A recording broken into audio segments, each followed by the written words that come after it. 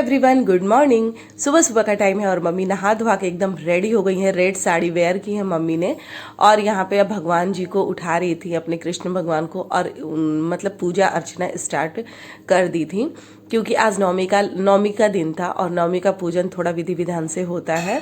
वैसे तो मेरे एक्सीडेंट के बाद मम्मी अच्छे से पूजा नहीं कर पा रही थी, लेकिन आज के दिन मम्मी ने थोड़ा बहुत अपने से ही पूजा किया था, जैसे कि हवन वगैरह करना, क्योंकि इस बार पंडित हमारे घर नहीं आके पूजा कराए थे। मेरी ही वजह से, मतलब मम्मी अपसेट थी थोड़ी सी, उनके बच्चे को कुछ हो जाए तो माँ लोग अपसेट होती है ना, इसीलिए आज नवमी के दिन दीदी का फास्टिंग था। दीदी क्या है ना, 9 दिन में पहला दिन और लास्ट दिन फास्टिंग रखी थी। एक चीज़ आप लोग के साथ शेयर जरूर करना चाहूँगी और वो है सिंघाड़े का हलवा। हम लोग सिंघाड़े का हलवा एक नॉर्मल तरीके से, जैसे मतलब कि हलवा बनता है वैसे बनाते हैं, लेकिन ये जो तरीका है ना, जो मम्मी अभी बना रही थी, मम्मी बनाएंगी इस हलवे को, और मम्मी दादी के स्टाइल में बना रही थी। और ये हलवा एकदम डिफरेंट था। मैं पहली बार ऐसा हलवा मतलब देखा था कि मैंने ऐसे भी बनता है, जैसे एकदम मैं हैरान थी कि ऐसे भी कहीं हलवा बनता है। लेकिन चलो आप लोग को रेसिपी शेयर करती हूँ। तो यहाँ पे मेरी मम्मी अपना किचन संभाल ली थी और सिंघाड़े को, जो आटा होता है सिंघाड़े का आटा, वो उसको अच्छे तरीके से फ्राई कर रही थी, उसको अच्छे तरीके से भून रही थी। जब तक ये सुनहला ना हो जाए तब तक उसको भूनना है घी डाल के। तो ये अच्छे तरीके से मेरे मतलब कि हो गया था और मम्मी इसको लगातार चला रही थी ताकि वो पेंदी में जो होता है ना वो सटे नहीं, मतलब कि लगे नहीं कढ़ाई में। तो बस मम्मी का मतलब ये जो चूरन था, जो ये आटा था, घी और सिंघाड़े का आटे का मिक्सअप था, ये जो, इसको मतलब एक बर्तन में साइड निकाल लेती हैं। और निकालने के बाद गाइस देखना आप लोग, मतलब एक डिफरेंट, एकदम डिफरेंट। मैंने तो फर्स्ट बार ऐसा देखा था, मैंने कभी भी ऐसा नहीं देखा था, क्योंकि ऐसा जो चीज़ है ना वो दादी बनाती थी। तो हम लोग बहुत छोटे थे, काफ़ी छोटे थे यहाँ पे। तो यहाँ पे मम्मी कढ़ाई में डाल देती हैं पानी और पानी को उबलने देती हैं। और यहाँ पे जो साइड में रखा हुआ चीनी होता है ना, उसका भी मैं बताऊंगी। पहले इसमें मम्मी जो कढ़ाई में ना अपने चीनी डाल देती हैं। हम लोग जैसे नाप के चीनी डालते हैं ना, मम्मी एकदम बिल्कुल भी नहीं डालती, वो एकदम अंदाज से डालती है और एकदम परफेक्ट होता है।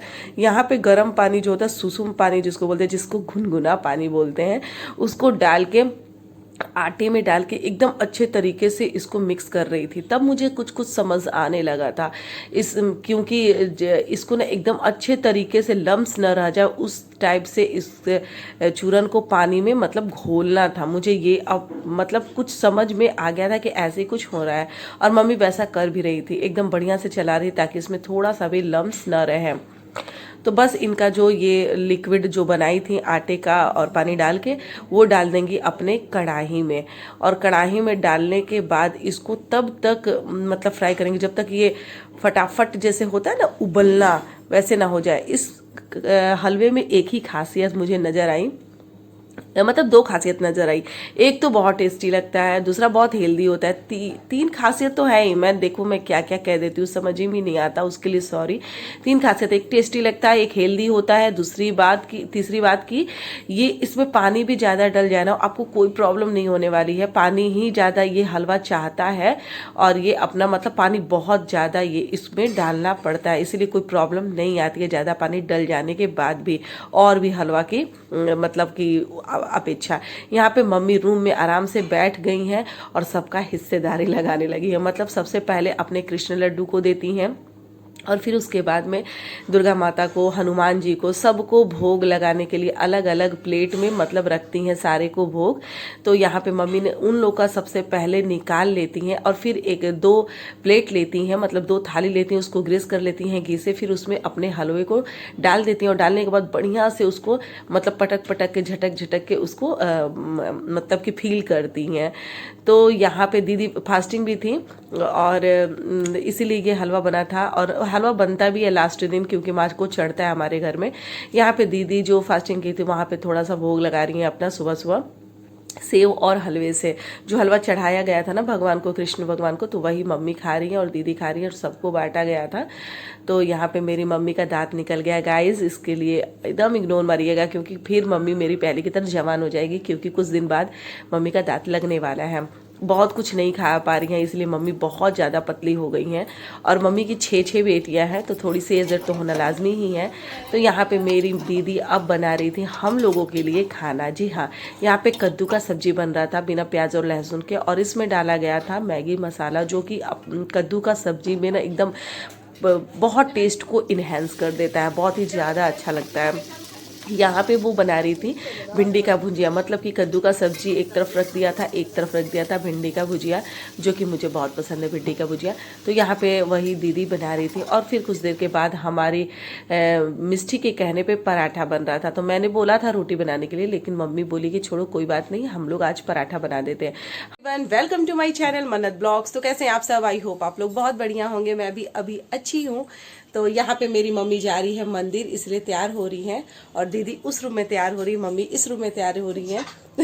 दोनों अलग अलग रूम में तैयार हो रही है। देख लीजिए इन लोग का फैशन देख लीजिए पहले। ये दोनों अलग अलग तैयार हो रही है। मम्मी अभी बाल को बना रही हैं, और यहाँ पे रही मिष्टी को मैं बोल रही हूँ कि तुम भी जाओ मंदिर, लेकिन ये मंदिर नहीं जा रही है, बहुत ही ज़्यादा बिगड़ गई है ये, मैं क्या बताऊँ। तो चलते हैं, पहले देखते हैं दीदी कहाँ तक पहुँची है, मतलब उनका मेकअप कहाँ तक पहुँचा है। मेकअप वैसे ज़्यादा करती नहीं है वो, खैर देखते हैं।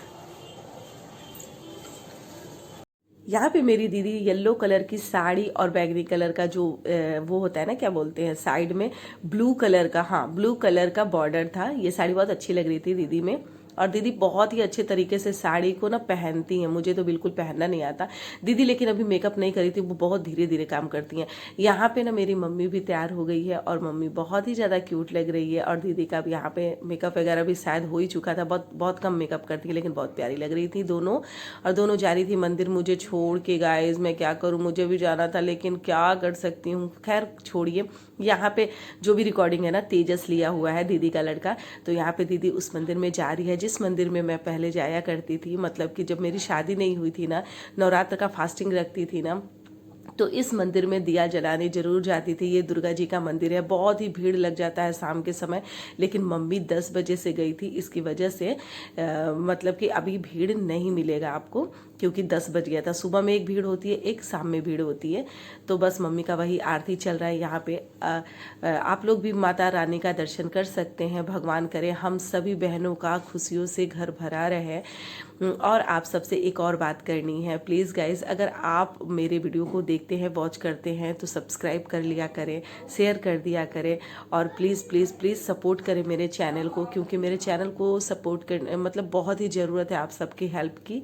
तो प्लीज़ मेरे वीडियोस को लास्ट तक ज़रूर देखा करें। और हाँ, क्या बोलते हैं, यहाँ पे मेरी मम्मी जो है ना, माता रानी को खोइचा वगैरह दे रही है। जो मिठाई वगैरह चढ़ाते हैं ना, सब यहीं पे हम लोग चढ़ाते हैं, जो भी चीज़ होता है। दान भी मम्मी ने लेकर गई थी, और माँ अपने बच्चों के लिए खुद झोली फैला के कुछ मांग रही थी। तो आप सब अगर हमारे चैनल पे नए हैं, तो प्लीज़ मेरे चैनल को सब्सक्राइब करें, शेयर करें, लाइक करें, और कमेंट जरूर करें। मैं ज़रूर से ज़रूर रिप्लाई दूंगी। Thank you so much guys. Thank